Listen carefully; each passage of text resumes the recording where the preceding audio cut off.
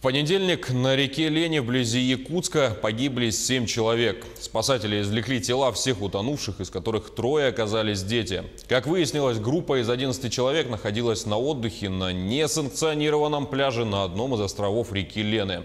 О том, можно ли было избежать трагедии, что нужно знать о безопасности на воде, мы поговорим сегодня со старшим госинспектором по маломерным судам, а также руководителем якутского отделения Центра ГИМС МЧС по республике Александром Орловым. Александр Юрьевич, здравствуйте. Здравствуйте. Ужасная трагедия произошла в понедельник. На ваш взгляд, можно ли было ее избежать? Ну, на мой взгляд, любую трагедию можно избежать.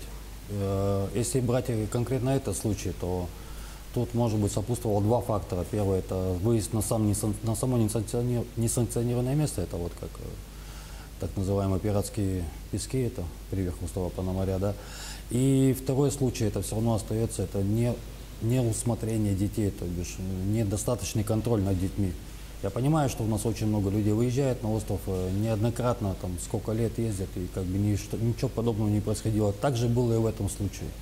Это, соответственно, они не раз выезжали, не раз отдыхали, и, может быть, кто-то что-то где-то проморгал, просмотрел, и в итоге вот такие печальные последствия. А дальше все происходит буквально за считанные секунды, когда один ребенок крикнул, родители побежали, и пошло-поехало. И там буквально, не знаю, 10-15 минут, и все.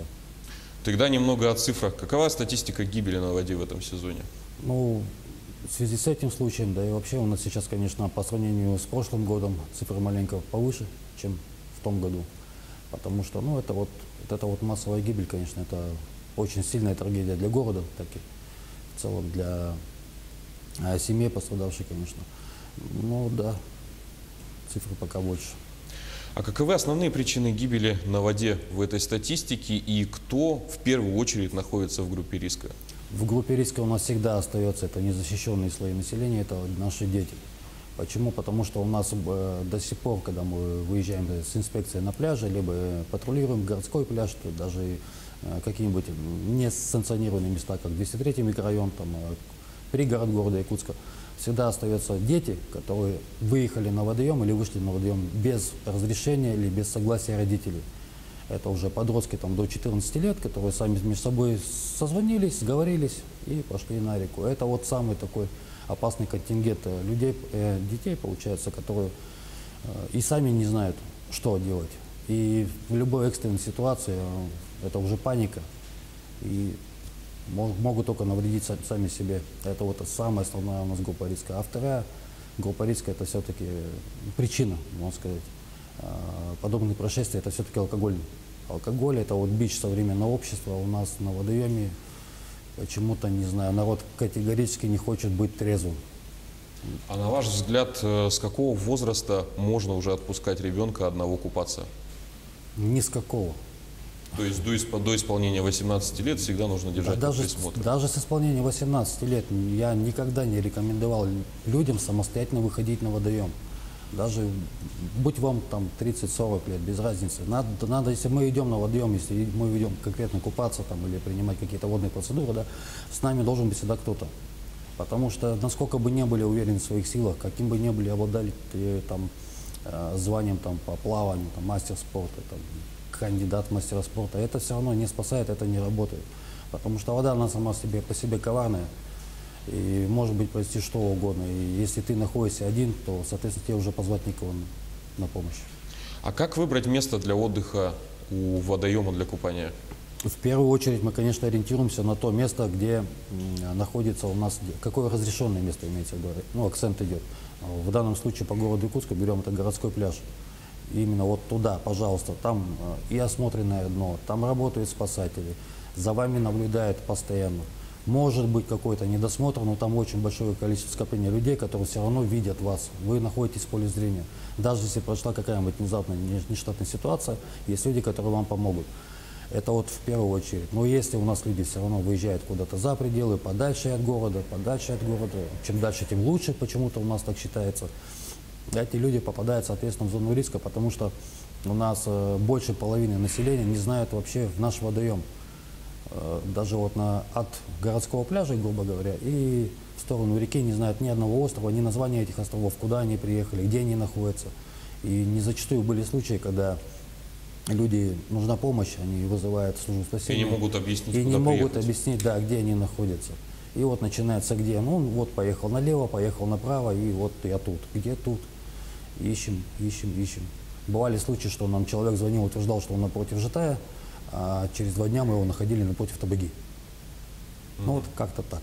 Ну, это прям совсем большой разброс. Кроме недосмотренности, какие еще опасности таят наши водоемы и места, которые, возможно, не предназначены для купания? Ну, это что у нас идет? Это, как правило, необорудованный берег. Имеется в виду, что если берем с примером тот же городской пляж, это у нас есть пологий плавный спуск с постепенным увеличением глубины, а на любом необорудованном берегу мы не знаем, что там находится. Если мы заходим по пояс, вроде бы вода нормальная, отпускаем туда детей, либо начинаем сами купаться.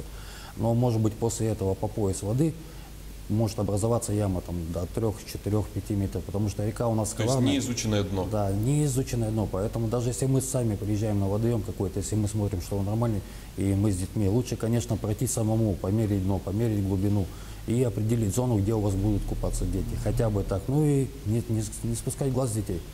Александр Юрьевич, давайте небольшой ликбез. Если видим, что человек начинает тонуть, что в первую очередь нужно делать? В первую очередь зовем на помощь. Зовем на помощь, потому что спасать самому это тоже чревато другими событиями. Вы не профессиональный, допустим, если вас берем, вы не профессиональный спасатель, вы не знаете, как это делать. У нас некоторые люди считают, что каждый второй у нас может оказывать реанимационные действия. На самом деле нет. При оказывании реанимационных действий вы можете сделать еще хуже человеку, нежели он есть на данном состоянии. Поэтому я вот, допустим, могу порекомендовать это просто загуглить, как говорится, да, у нас на YouTube любое видео, там буквально 5-минутное, чтобы себе хотя бы в голову забить элементарные принципы спасения человека. И все. Но все равно в первую очередь остается это вызвать спасателей, именно тех людей, которые отвечают, которые могут помочь человеку, чтобы не навредить самому ему. Но если с оказанием первой медицинской помощи загуглить еще можно, а если человек начинает тонуть, и мы видим это, и рядом нет спасателя или человека, который сможет помочь именно профессионально, что все-таки нужно У нас сделать? остаются подручные средства, это такие, как кусок палки, либо кусок дерева, может какой-то валяется. Если нет, если мы находимся один на один, я, конечно, все равно не рекомендую подплывать к утопающим, но тут рекомендации мои не действительно, потому что каждая ситуация, она сама по себе индивидуальна. Это может быть и родственник, это может быть незнакомый человек, неприятен вам, что, может быть, и не подплывет. Но по практике можно сказать, что люди, когда доплывают до человека, который пытается, ну, тонет, начинает тонуть, то начинается борьба уже за живучесть между двумя людьми. Тот, кто спасает, и тот, кто пытается спастись. Некоторые спрашивают, почему на водоемах и в некоторых зонах нет указателя о том, что купаться запрещено, либо купаться опасно. Что это за места и почему такие случаи происходят? Такие места есть. Если мы берем конкретно город Якутск, это у нас та же Петуховка, да, это 203-й микрорайон. Там знаки, как бы это ни смешно ни звучало, они были, они стояли. Но у нас народ такой все равно ходит на дрова, на мангал, на шашлыки. И вот это вот безответственность самих людей, что оно мне не надо, значит я это уничтожу, это говорит о том, что кому-то это может быть и пригодится. Если человек приходит на водоем, видит подобный знак, он может быть и задумается. Ну, а другой считает, что лучше его пустить в расход. Сейчас, конечно, разработал ли уже проект, и у нас по всем водоемам по республике, и в связи с этим случаем, и вообще давно мы уже об этом говорили, будут выставляться эти знаки. Все повсеместно, потому что не только знаки запрещающими, допустим, это место, здесь купаться запрещено, но также будут информационные знаки о том, что происходило в этом дороге по статистике. К примеру, там, возьмем 203-й микрорайон, да, это за городским пляжем. У нас на сегодняшний момент там уже погибло 4 человека. В связи с последними событиями будут ли усиливаться меры по безопасности на воде и как их будут усиливать? Меры у нас всегда остаются неизменны. Допустим, мы как сотрудники ГИМС, мы постоянно находимся на реке. Обхватить весь объем реки нам, соответственно, не представляется возможным, потому что в числе малой численности инспекторов и очень большого количества островов и водоемов у нас на территории нашего города. И поэтому, когда люди недоумевают, где находились те или иные структурные подразделения, тут можно сказать проще, что невозможно быть везде одновременно. А у нас же к чему это идет, в принципе, речь, что люди начинают чем дальше уезжать. Подальше, подальше, подальше, скрываются, прячутся от всех. И, соответственно, потом, почему вас там не было? Так если вы от нас прячетесь, почему мы там, в принципе-то и будем? Тогда где дежурят спасатели, которые быстро реагируют на вызовы, и есть ли у вас добровольные формирования, помощники? У нас есть, да, у нас есть внештатные инспектора, которые помимо нас, если мы не можем охватить тот или иной участок в силу там, отдыха или отпуска человека, есть внештатные инспектора, которые постоянно находятся на реке. Они, может быть, с нами, допустим, не взаимодействуют, что прямо он работает там, по какому-то заданию, он просто сам по себе находится на реке, он постоянно на реке, у нас такие люди есть, и они нам сообщают, что вот там-то находится то-то, там-то видели такой-то там пьяный дебош, допустим, на острове, да, очень много пьяных взрослых и купаются дети. Соответственно, мы реагируем, подъезжаем, проводим профилактическую, пропагандистскую беседу, объясняем, что, пожалуйста, следите за детьми, или иначе То есть они, как дополнительные глаза и уши, сами они действий не совершают, они просто вас они могут информируют? совершать сами действия, но, как правило, у нас народ не особо любит, когда против них выступает простой гражданин без формы, поэтому... Александр Юрьевич, и в завершение, что посоветуете якутянам, желающим отдохнуть в эти жаркие дни на реке? Конечно, я все прекрасно понимаю, что охота на реку, охота покупаться, чтобы все было хорошо, но категорически не рекомендую выходить туда, где вы не уверены, что это место, оно безопасно. Поэтому, если мы выбираем место для отдыха, оно должно быть безопасным, и за вами должен быть непосредственный присмотр. И таким местом у нас на сегодняшний момент является городской пляж. Александр Юрьевич, желаю вам удачи в вашей работе. Будем надеяться, что статистика улучшится и подобных трагических случаев станет как минимум меньше. Спасибо. А я напомню, что гостем студии был старший госинспектор по маломерным судам, руководитель якутского отделения Центра МЧС по республике Александр Орлов. Обсудили мы обязательные к соблюдению правила безопасности на воде. Вы смотрели актуальное интервью. В студии работал Василий Радченко. Оставайтесь на телеканале Якутия 24.